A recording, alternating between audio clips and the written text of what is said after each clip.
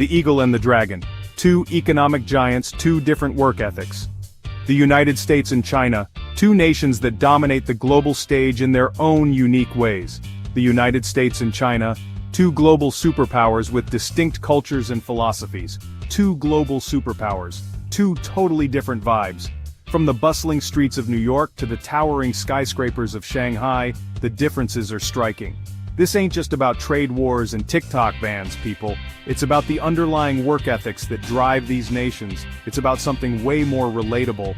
The daily grind, the way people hustle and strive to make a living. The US, land of the free, home of the brave, and birthplace of the 40-hour work week. Well, kinda. Here, the idea of work-life balance is cherished, at least in theory. They value work-life balance, in theory. Weekends are for barbecues, family time, and relaxation. But then there's China, the land of the Great Wall and even greater hustle. Here the work culture is intense and relentless. They're all about that 996 life 9 a.m. to 9 p.m. 6 days a week. It's a grueling schedule that many embrace as a badge of honor. So, who's got it right? Who knows, man? It's a complex question with no easy answers. It's like comparing apples and oranges. If apples were constantly checking emails and oranges were always on WeChat, both have their pros and cons. Let's break it down, shall we? Dive deeper into the nuances of these work ethics and see what we can learn from each. Clocking in work hours and the pursuit of balance versus hustle. Americans, in theory, dig that 9-to-5 life. Weekends, sacred, vacations, non-negotiable, unless you're a teacher, then God help you. It's all about working to live, not living to work, right? Meanwhile, in China, it's a whole different ballgame. 996 is the name of the game, and it's intense. We're talking 72-hour work weeks, folks. The idea is that hard work equals success, and success equals, well, everything. So who's winning the work-life balance game? It's complicated.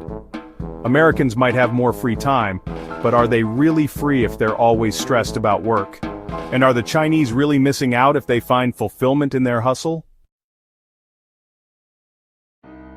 The price of labor, salaries, and cost of living in the US and China. Let's talk money, honey. Ever wondered how your paycheck stacks up against someone on the other side of the world? Let's dive in and find out.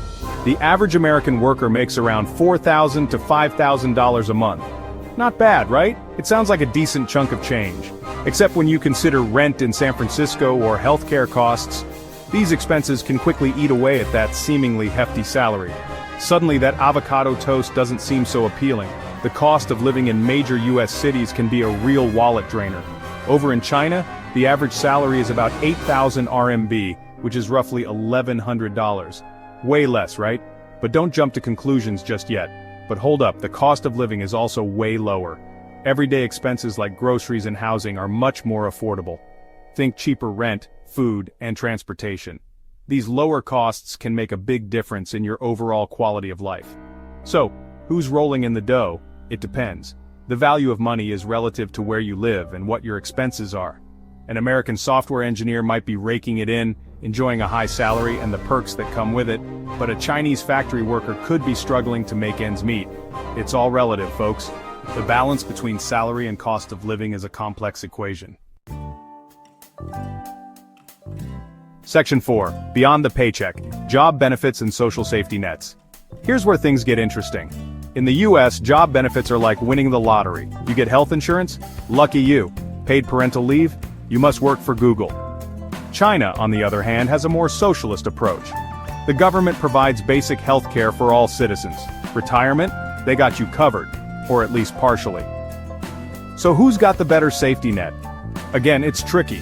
Americans have access to some of the best healthcare in the world, if they can afford it.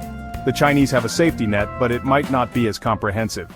It's a trade-off, my friends. Section 5, the pressure cooker versus the roller coaster job security and competition. Let's be real, the job market is a jungle. It's a place where only the fittest survive and the competition is fierce. In China, it's like the Amazon rainforest, super competitive, but with potential for growth. The opportunities are vast, but so are the challenges. You gotta be willing to hustle, to network, to maybe even throw an elbow or two. It's a high-stakes game where connections and perseverance are key. The US job market is more like a roller coaster, periods of stability followed by sudden drops. We're looking at you, 2008.